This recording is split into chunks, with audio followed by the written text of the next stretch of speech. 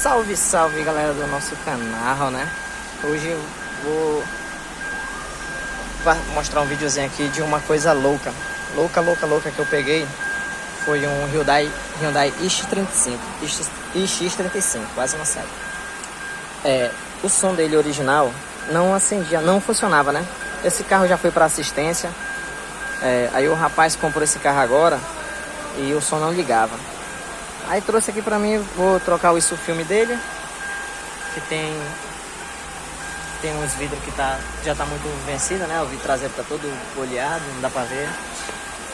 E o som? O som tinha parado. Na verdade ele já pegou, não ligava, né? Aí eu desmontei, vi que a etiqueta aqui que eu tinha para uma assistência.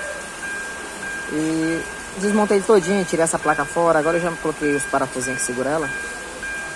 E fui testar os componentes, né? Assim, a gente não entende muito, mas se vê um componente sem funcionar e vê outros com a mesma referência, dando resistência, né, no multímetro, algo tá errado. Uma dica muito importante. Cara, aqui onde tá esse, não sei se deixa focar, tem esse jumpzinho amarelo, esse fio amarelo que eu coloquei aqui, jumpeando. Bem, aqui tem três componentezinhos com a referenciazinha H. Eles pararam de dar resistência. 3. Aí eu testando aqui, um H da ponta que deu resistência, e esses outros 3 não deu. Achei mais outro com essa mesma referência, deu resistência. Aí o que eu fiz? Jumpeei os 3. Entendeu? Que eu liguei. Deixa eu plugar aqui.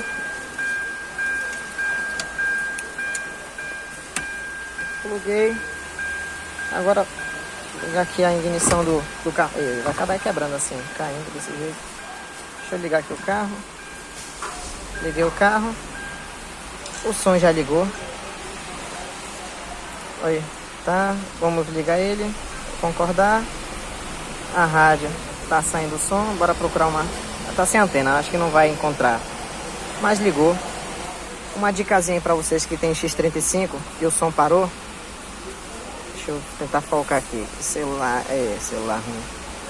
Três componentes. No pé do conector aqui. Mede ele no multímetro, ver se eles estão dando resistência. Se não tiver dando resistência, pode jampear eles. Entendeu? Que dá certo. Jampear os dois lados, né? A entrada e a saída deles, os componentes. Só isso é o problema do X35, se o som parou, né? Na verdade esse aqui foi esse caso, né? O seu pode ser display, pode ser outra coisa.